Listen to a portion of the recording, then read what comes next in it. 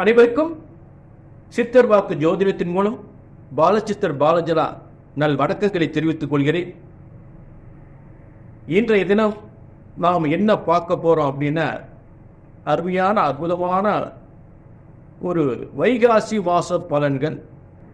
உங்கள் ஒவ்வொருவருடைய பிரச்சனைகள் என்ன? இன்றைய உலகில் நல்ல கவனிய, இன்றைய உலகில் ஜோதிட விளக்கங்களுக்கு பஞ்சமே இல்லை, ஜோதிடர்களுக்கு பஞ்சமே இல்லை, ஜோதிட விளக்கங்களுக்கு பஞ்சம் இல்லை, ஜோதிடர்களுக்கு பஞ்சம் இல்லை, ஜோதிட பலன்களுக்கு பஞ்சம் இல்லை. ஆனால் அப்படிப்பட்ட இடங்களிலெல்லாம் நாங்களும் ஜாதகத்தை தூக்கி அலைஞ்சு தெரிஞ்சு பார்த்தோம். அப்படிப்பட்ட இடங்கள்லாம் ஜாதகத்தை பார்த்து பார்த்து பார்த்து அழுத்து போய் வெந்து நொந்து போய் எதுவுமே எங்களுக்கு திருப்தியாக நடக்கலை, சரியாக நடக்கலை அப்படின்ற வேதனையை சொல்கிறீங்க. எப்போ சரி ஜாதகத்தை கொடுக்கும்போதே எங்கெங்கேயோ ஜாதகத்தை பார்த்து ஒன்றும் நடக்கலை, வேதனைப்பட்டு உங்களை பார்க்க வந்திருக்கோம் அப்படின்ற ஜாதகத்தை கொடுக்கும்போது அந்த வேதனையை சொல்கிறீங்க. இப்போ அவர் போய் பார்த்து நடக்கலை, இவரை போய் பார்த்து நடக்கலை, கடைசியில் இவரையும் பார்த்து என்னையும் பார்த்து நடக்கலை அப்படின்ற வேதனை வரவே கூடாது. அதாவது என்ன பொறுத்தளவு எந்த ஒரு காரியத்திற்காக நீங்க ஜாதகம் பார்க்க வரும் பொழுது இது நடக்கும்னு நடக்கும், நடக்காதுன்னு நடக்காது. உள்ளதை உள்ளபடி சொல்லணும். இந்த நடக்காத ஒரு காரியத்தை உதாரணமா ரொம்ப ஒரு பையனுக்கு அரசாங்க வேலைக்கு ரொம்ப தாய் தப்பன ஆர்வப்பட்ட பையன் எப்படியாவது அரசாங்க வேலையில சேர்க்கணும் அப்படின்னு வர்றாங்க வச்சுங்க. உண்மையில அந்த பையனுக்கு அரசாங்க வேலை கிடைக்கக்கூடிய யோகம் இருந்தா தான் நானும் சொல்லணும். புரிஞ்சுட்டீங்களா? நடக்கும்னு நடக்கணும், நடக்காத ஒண்ணு நடக்கும் சொல்லி உங்களையும் ஏமாத்தி எனக்கு கெட்ட பேர் வரக்கூடாது. இதுதான் உள்ளதை சொல்லி நல்லதை செய் என்று உலகம் உன்னை வணங்கும். உள்ளதை சொல்லி நல்லதை செய், உலகம் உன்னை வணங்கும். கண்டிப்பா நான் சொல்லக்கூடியது உங்க குடும்பத்திலோ உங்களுக்கு உங்கள் பிள்ளைகளுக்கு நடந்தா கண்டிப்பாக ஊர் உலகத்துக்குலாம் நீங்க சொல்லக்கூடிய நிலை ஏற்படும். அவரை போய் பார்த்தா அவர் சொன்ன மாதிரி நடந்துச்சுன்னு சொல்லக்கூடியதா இருக்கட்டும். இப்ப ஜாதகத்தை கொடுக்கும் போது அவரை போய் பார்த்தா சரியாகுமா, இவரை போய் பார்த்து சரியாகுமா அப்படின்னு அலைஞ்சு திரிச்சு பார்த்து கடைசியில் இவரையும் பார்த்து நடக்கல அப்படின்ற வேதனையே வரக்கூடாது. திரும்ப உங்களுக்கு நான் என்ன சொல்ல, ஒரு இந்த சித்தர் வாக்கு ஜோதிடத்தின் மூலம் நல்ல கவனிக்க, இந்த சித்தர் வாக்கு ஜோதிடத்தின் மூலம் என்ன உறுதி உத்தரவாதம்?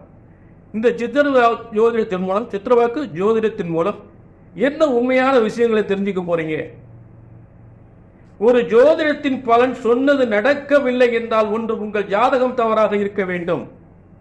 நல்ல கவனிங்க, ஒரு ஜோசியர் சொன்ன பலன்கள், ஒரு ஜோதிடத்தின் பலன்கள் சொன்னது நடக்கவில்லை என்றால் ஒன்று உங்கள் ஜாதகம் தவறாக இருக்க வேண்டும், இல்லை என்றால் ஜோதிட நான் தவறாக இருக்க வேண்டும்.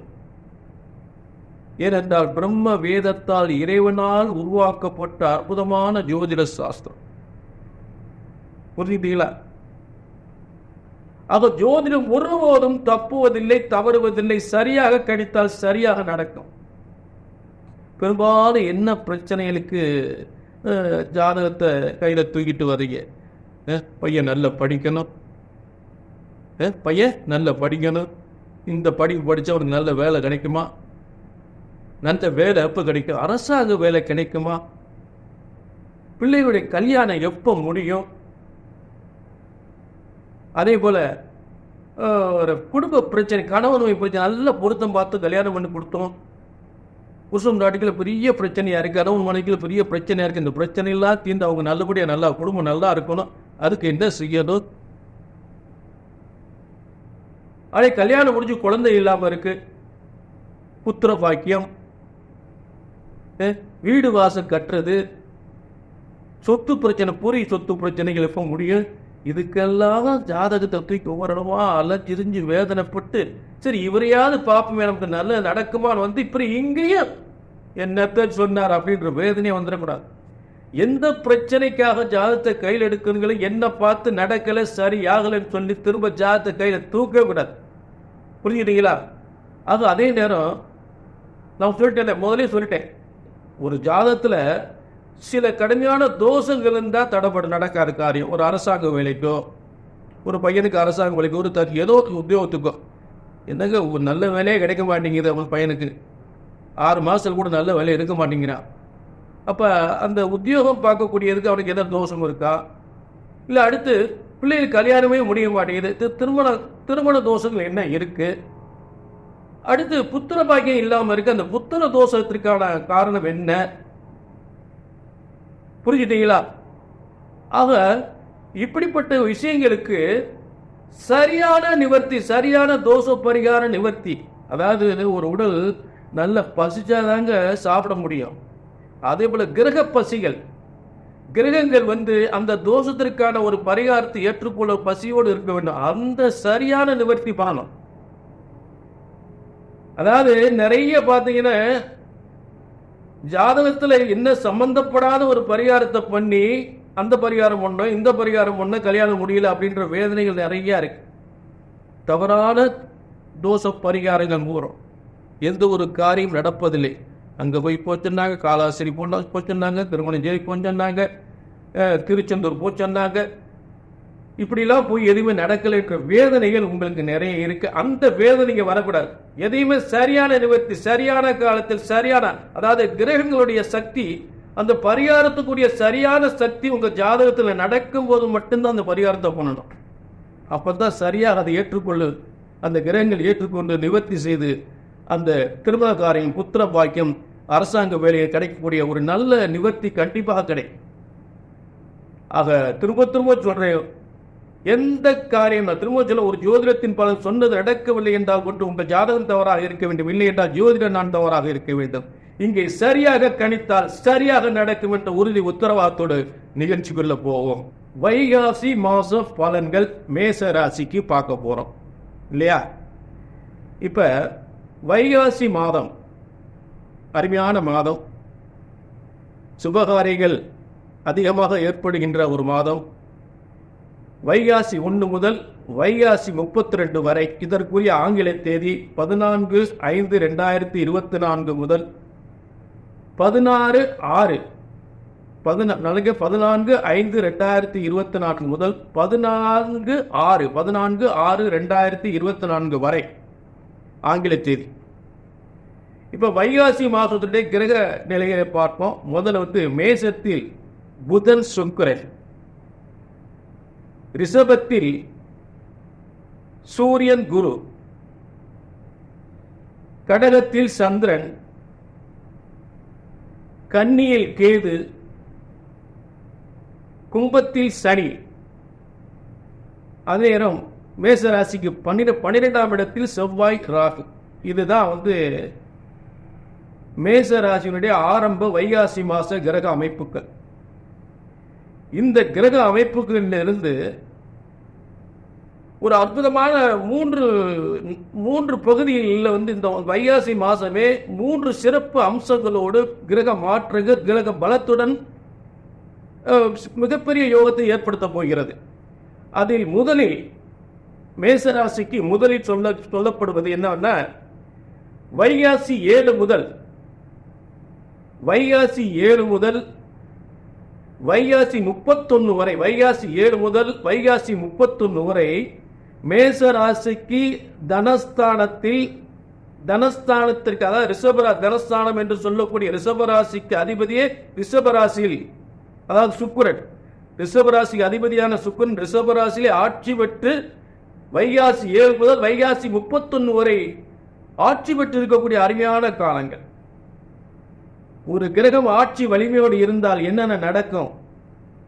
முதல்ல வாக்கு, வருமானம், வியாபாரம், பிள்ளைகளுக்கு நல்ல படிப்பு, கல்வி, வேலை வாய்ப்பு, வருமானம், நல்ல வேலை, ஒரு அரசாங்க வேலை, நல்ல வருமானம், நிறைய வங்கி பணிகள் கிடைக்கக்கூடிய நல்ல ஒரு வாய்ப்பு. இந்த காலங்களில் வங்கி பணிகளில் கிடைக்க நிறைய உணவு சம்பந்தப்பட்ட துறைகளில், இந்துஸ்தான் லிவர் இந்த மாதிரி பார்த்தீங்களா, அந்த மாதிரிலாம் ஒரு உத்தியோகம் கிடைக்கக்கூடிய வாய்ப்புகள் ஏற்படும். அதே போல் பார்த்தீங்கன்னா கோல்டு வின்னர், இந்துஸ்தான் லிவர் இந்த மாதிரி கம்பெனிகளில் நீங்கள் முயற்சி பண்ணி நிறைய வேலை வாய்ப்பு கிடைக்கிறது. உணவுப் பொருள் சம்மந்தப்பட்ட எந்த ஒரு இடங்களையும் வேலை வாய்ப்பு கிடைக்கும். திருமணம் பேசி முடிக்கலாம். வேலை வாய்ப்பு, அரசாங்க வேலை, வியாபாரம், செய்கிற தொழில் வியாபாரம் விருத்தி அடையக்கூடிய காலங்கள், புதிய தொழில் தொடங்கக்கூடிய காலங்கள். இந்த காலங்கள்லாம் அந்த வைகாசி 7 முதல் வைகாசி 31 சுக்கிரன் மகாலட்சுமி, அதாவது லட்சக்கணக்க வருமானத்தை தரக்கூடிய ஒரு சுக்கிரன் வலிமை பெறுகின்ற காலம். சரி, அடுத்து நல்ல கவனிங்க. இரண்டாவது யோகம் வைகாசி மாசத்தில் அடுத்த யோகம் என்னன்னு கேட்டீங்கன்னா, வைகாசி 11 முதல் வைகாசி 27 வரை புதன் ரிஷபத்தில் ஆட்சி பெற்ற சுக்கிரனோடு குருவோடு இருக்கக்கூடிய நிலை. ரிஷபத்தில் யார் இருக்கா? ஏற்கனவே குரு பயிற்சியாக ரிஷபத்தில் இருக்காரு. மேலும் சுக்கிரன் வரை ஆட்சி பெற்று வைகாசி 7 முதல் வைகாசி 31 சுக்கிரன் ஆட்சி பெற்று அங்க இருக்காரு. அதே இடத்துல வியாபாரத்துக்குரிய புதனும் அந்த இடத்துல போய் உட்கார்றாரு. எப்ப? வைகாசி 11 முதல் வைகாசி 27 வியாபாரத்துக்குரியவர். அதாவது வியாபார விருத்தி, வருமான விருத்தி. அதே பார்த்தீங்கன்னா கோர்ட்டு கேஸு, வம்பு வழக்கு எதுவாக இருந்தாலும் வெற்றி பெறக்கூடிய காலங்கள், வழக்கறிஞர்களுக்கு ஏற்ற காலங்கள், அரசாங்க அரசியல் சம்பந்தப்பட்டவர்கள் வழக்கறிஞர்களுக்கு ஏற்பட்ட ஒரு சிறந்த ஒரு யோகமான காலங்கள், வழக்குகளில் பல வெற்றி பெறக்கூடிய காலங்கள், புதிய வியாபார தொழில் முன்னேற்றம் பெறக்கூடிய புதன் ஒரு வித்யாவதி, வியாபாரத்துக்குரியவன், கல்விக்குரியவனும் வியாபாரத்துக்குரியவனும். ஆக கல்வி சம்பந்தப்பட்ட விஷயங்களில் வெற்றி பெறலாம். வியாபார சம்பந்தப்பட்ட ஒரு நல்ல ஒரு முயற்சியில் ஈடுபட்டு மிகப்பெரிய வெற்றி அடையலாம். வியாபாரத்தை உருவாக்கலாம், தொழிலை உருவாக்கலாம்.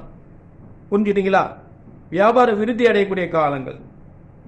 இதற்குரிய ஆங்கிலத்தை, அதாவது புதன் ரிஷபத்தில் இருக்கக்கூடிய காலங்கள் 24/5/2024 முதல் 9/6/2024 வரை. இரண்டாவது அமைப்பு. அடுத்து மூன்றாவது ஒரு சிறந்த அமைப்பு, குரு வலிமை பெறுகின்ற. அதாவது ரிஷபத்தில் இருக்கக்கூடிய குரு அம்சத்தில், நான் சொல்ற பூரா ராசி பலனே கிடையாது, இறைவன் கொடுத்த அம்ச பலன். இந்த அம்சம் என்பது இறைவனுடைய தீர்ப்பு, தராசு தட்டு, இறைவனுடைய தராசு தட்டு. இறைவன் தராசு தட்டு நிறுத்து பலன் கொடுக்கக்கூடிய அம்ச பலன்களைத்தான் நான் சொல்றேன். அப்ப நல்ல கவனிங்க. நான் இப்ப சொல்லக்கூடிய விஷயத்து என்ன, ரிஷபத்தில் குரு இருக்கு, மீனத்தில் இருக்குன்னு சொல்றாரு அப்படின்னு, அது அம்ச பலன்க. அதாவது ரிஷபத்தில் கார்த்திகை நட்சத்திரத்தில் 4ஆம் பாதத்தில் குரு வரும்போது அம்சத்தில் மீனத்துக்கு வந்துருவார், கார்த்திகை 4ஆம் பாதத்தில் வரும்போது. ஆக நல்ல கவனிங்க. இப்ப வைகாசி 7 முதல் வைகாசி 31 சுக்கிரன் வலிமை பெறுகின்ற காலத்தை பார்த்து அதற்குரிய ஆங்கில தேதி 20/5/2024 முதல் 13/4/2024 வரை. 13/6 20/5/2024 முதல் 13/6/2024 வரை சுக்கிரன் 7 முதல் வைகாசி 7 முதல் 31 வரை வலிமை பெறுகின்ற ஆங்கில தேதி இது. சரி, அடுத்து இந்த வைகாசி 16 முதல் வைகாசி 30 வரை குரு கார்த்திகை 4ஆம் பாதத்தில் மீன ராசியில் ஆட்சி பெறுகின்ற ஒரு அருமையான காலம், ஆட்சி பெறுகின்ற காலம். புரிஞ்சுட்டீங்களா? ரிஷபத்தில் இருக்கக்கூடிய அம்ச பலனை பார்க்கும் பொழுது கார்த்திகை 4ஆம் பாதத்தில் ஆட்சி பெறுகின்ற போது சிறந்த யோகத்தை பெறக்கூடிய காலங்களாக இருக்கும். பதவி உயர்வு, மேச ராசிக்கு பதவி உயர்வு, இடம் மாற்றம், நீண்ட தூர பயணத்தின் மூலம் வருமானம் பெறுதல், அரசாங்க பதவிக்கு முயற்சி பண்ணும்போது அரசாங்க பதவி இடம் மாற்றத்துடன் ஏற்படுவது, நிச்சயமா அரசாங்க வேலையில் மிகப்பெரிய முன்னேற்றம் ஏற்படக்கூடிய காலங்களாக இருக்கும். அரசியல் இருக்கக்கூடிய மிகப்பெரிய முன்னேற்றம், பதவி முன்னேற்றம் பெறக்கூடிய காலங்களாக இருக்கும். அரசியல் அமைச்சர் போன்ற பதவி கிடைக்கக்கூடிய காலங்கள். என மேசராசிக்கு 5ஆம் இடத்துக்குரிய சூரியனுடைய நட்சத்திரத்தில் குரு இருக்கும் பொழுது மிகப்பெரிய தொழில் வருமான முன்னேற்றம் பெறக்கூடிய, அரசாங்க பதவி பெறக்கூடிய ஒரு சிறந்த காலங்களாக இருக்கும். புதிய தொழில் தொடங்கக்கூடிய மிகப்பெரிய வெற்றியில் ஏற்படும். புதிய தொழில் முதலீடு செஞ்சு மிகப்பெரிய முன்னேற்றத்தை ஏற்படுத்தக்கூடிய காலங்களாக இருக்கும். அதுல எந்தவித மாற்றமே இல்லை. சரி, இதை பார்த்துட்டு மூன்றாவது பகுதியாக பார்த்துட்டோம். அடுத்து நான்காவது. இந்த நான்காவதுனா வைகாசி 18 முதல், அப்ப இந்த வைகாசி 16 முதல் வைகாசி 30 வரை இருக்கக்கூடிய குரு ஆட்சி பெறுகின்ற ஆங்கில தேதியை சொல்லல, அதை சொல்லிடுறேன். அந்த தேதி 29/5/2024 முதல் 12/6/2024 வரை. புரிஞ்சுட்டீங்களா? குரு ஆட்சி பெறுகின்ற காலம். 29/5/2024 முதல் 12/6/2024 வரை. இது குரு ஆட்சி பெறுகின்ற அரசாங்க பதவி மூலம் முன்னேற்றம் பெறுகின்ற ஒரு சிறந்த காலம். அடுத்து 4வது யோகத்தை பற்றி பார்க்க ஒரு வைகாசி, அதாவது வைகாசி 1 32 தேதி வரைக்கும் எல்லா நாட்களுமே சிறந்த நாட்கள் அமையாது. அதில் என்னென்ன தேதிகள் என்னென்ன நாட்கள் உங்களுக்கு சிறந்த யோகத்தை தரும் என்பதை மட்டும் தான் அதை கணிச்சு ஒவ்வொரு நாளாக கணிச்சு அந்த பிரித்து உங்களுக்கு சொல்லிட்டு இருக்கேன். இது எங்கேயுமே சொல்ல போகிறதில்ல, சொன்னால் சொல்லுங்க கண்டிப்பாக, புரிஞ்சுட்டீங்களா? சரி, அடுத்து வைகாசி 4வது பகுதி, 4வது வைகாசி மாதத்தின் 4வது யோகம் வைகாசி 18 முதல், அதாவது வைகாசி 31 வரை, புரிஞ்சுட்டீங்களா? வைகாசி 18 முதல் செவ்வாய், அதாவது மேசராசிக்கு அதிபதியே செவ்வாயை ஆட்சி வருகின்ற காலம். மேசராசிக்கு அதிபதியே செவ்வாய் ஆட்சி வருகின்ற ஒரு சிறந்த நினைச்சதெல்லாம் வெற்றி பெறக்கூடிய சிறந்த காலம் இது. வைகாசி 18 முதல் வைகாசி 30 அடுத்த மாதம் தொடருது. நம்ம அடுத்த மாதம் பலன்கள் பார்க்கும்போது பார்ப்போம். வைகாசி 18 முதல் வைகாசி 32 வரையுமே சிறந்த யோகத்தை பெறக்கூடிய காலங்களாக இருக்கும். ஆட்சி புரி செவ்வாய் பூமிகாரகன் ஒரு IAS பதவி, IPS பதவி, காவல்துறை பதவி, இராணுவம் போன்ற அதே இந்த உணவுப் பொருள் சம்பந்தப்பட்டது, மருந்து, கெமிக்கல், மெடிக்கல் ஷாப்பு, இந்த மாதிரி தொழிலெல்லாம் வந்து ஒரு சிறந்து விளக்கக்கூடிய எலக்ட்ரிக் தொழில், புரிஞ்சுங்களா? மெடிக்கல், பார்மசி, இந்த உணவுப் பொருள் சம்பந்தப்பட்டது எல்லாமே, ஹோட்டல், உணவு தொழில் எல்லாமே சிறந்த யோகத்தை வரக்கூடிய ரியல் எஸ்டேட், இந்த தொழிலெல்லாம் வந்து சிறந்து விளக்கக்கூடிய காலங்களாக வைகாசி 18 முதல் அந்த வைகாசி 32 வரை இருக்கு. அடுத்த மாதம் தொடர்ந்து அடுத்த மாதத்தை பற்றி அப்புறம் பார்ப்போம். அடுத்து 5வதாக ஒரு சிறந்த யோகமான அமைப்பு, அதாவது பார்த்தீங்கன்னா வைகாசி 27 முதல் புதன் தனது ஆட்சி வீட்டில், அதாவது மிதுன ராசியில் ஆட்சி வீட்டில் ஆட்சி பலம் பெறுகின்ற ஒரு காலம். வைகாசி 27, 28, 29, 30, 31, 32 ஆக 6 நாட்கள். ஆக புதன் யாரு? வியாபாரத்துக்குரியவர், ஒரு ஆசிரியர் தொழிலுக்குரியவர், அதே நேரத்தில் வழக்கறிஞருக்குரியவர், சட்டத்திற்கும் வழக்கறிஞர்களுக்கும் வியாபாரத்துக்கும் அரசியலுக்கும் ஆசிரியர் பணிக்கும் இதற்குரியவர் தான் வியாபாரம். முக்கியமாக எந்த ஒரு வியாபாரமும் ஆரம்பிக்கக்கூடிய அருமையான காலங்கள். ஒரு தொழில் நிறுவனங்களை உருவாக்கி நிறைய தொழிலாளர்களை வைத்து நிறைய ஒரு தொழில் நிறுவனங்களை உருவாக்கி மிகப்பெரிய வெற்றி அடையக்கூடிய காலங்கள், முக்கியமாக வியாபார விருத்தியாகக்கூடிய காலங்கள். இந்த காலங்கள் வந்து இறுதி பகுதியாக வைகாசி மாதத்தின் இறுதி பகுதியாக வைகாசி 27 முதல் 27, 28, 29, 30, 31, 32 6 நாட்கள் ஒரு புதிய தொழில் தொடங்கலாம், வியாபாரம் தொடங்கலாம். இது வியாபாரத்துக்குரிய தொழில், கல்விக்குரிய நாட்கள். அதே நேரத்தில் ஒரு கோர்ட்டு கேஸ், வம்பு வழக்கில் வெற்றி பெறக்கூடிய நாட்கள், புரிஞ்சுட்டீங்களா? ஆக இதுதாங்க வைகாசி மாதனுடைய ஒரு சிறந்த பலன். ஆக இப்போ நான் சொல்லக்கூடிய பலன்கள் எதுவுமே உங்களுக்கு சரியாக வரல, சரியாக நடக்கலை அப்படின்னா கீழே ஒரு நம்பர் இருக்குது, நோட் பண்ணிக்க, ஒரு அப்பாயின்மெண்ட் வாங்கிக்கிங்க. என்ன பொறுத்தவரை எங்கெங்கே அலைஞ்சு திரிஞ்சு வேதனைப்பட்டு அங்கே போய் பார்த்தேன், இங்கே போய் பார்த்தேன், என்னமோ சொல்றாருன்னு சொல்லி இவரையும் பார்த்து என்னையும் பார்த்து நடக்கலைன்னு வந்துடக்கூடாது. அதான் திரும்ப சொல்கிறேன். திரும்ப உங்க சொல்லக்கூடிய வார்த்தையை தான், ஒரு ஜோதிடத்தின் பலன் சொன்னது நடக்கவில்லை என்றால் ஒன்று உங்கள் ஜாதகம் தவறாக இருக்க வேண்டும், இல்லை என்றால் ஜோதிடர் நான் தவறாக இருக்க வேண்டும். கல்யாணம் முடியலையா, வெட்டி அலையாதீங்க, வருஷக்கணக்கு அலையாதீங்க. நடக்கும், நடக்காத நடத்தி வைக்கிறதுக்கு என்ன பண்ணலாம்? அரசாங்க வேலை எப்ப கிடைக்குமா கிடைக்காதா? அரசாங்க கிடைக்கிறதுக்கு என்ன செய்யலாம்? புத்திரபாய் கல்யாணம் பண்ணி 5 வருஷம் ஆச்சு, 10 வருஷம் ஆச்சு, குழந்தை இல்லை, சொத்து பிரச்சனை முடிய மாட்டேங்குது. இந்த புத்திரபாய்க்கு எப்ப கிடைக்குமா? ரொம்ப வேதனைப்பட்டு உட்கார்ந்துருக்காங்க. எப்ப குழந்தை பிறக்கும் தெரியாமையே வேதனைப்பட்டு போய் பல வருஷங்களா இருக்கா. அந்த வேதனைக்காக ஒரு விடிவு காலம், புரிஞ்சுட்டீங்களா? தெளிவான விளக்கம், புரியக்கூடிய விளக்கம். இந்த காலத்தில் இது நடக்கும் நடந்தே ஆகும். சரிங்களா? நடக்கவில்லை என்ற பேச்சுக்கே இடமே இல்லை. ஒரு முறை ஜாதகத்தை கையிலிடுங்க, புரிஞ்சுட்டீங்களா? திரும்ப சொல்ல, ஒரு ஜோதிடத்தின் பலன் சொன்னது நடக்கவில்லை என்றால் குற்றம் உங்கள் ஜாதகம் தவறாக இருக்க வேண்டும், இல்லை என்றால் ஜோதிடம் நான் தவறாக இருக்க வேண்டும். இங்கே சரியாக கிடைத்தால் சரியாக நடக்கும் என்ற உறுதி உத்தரவாதத்தோடு மீண்டும் ஒரு நல்ல நிகழ்ச்சி சந்திக்கும் வரை உங்களிடமிருந்து விடைபெறுகிறேன். நன்றி, வணக்கம்.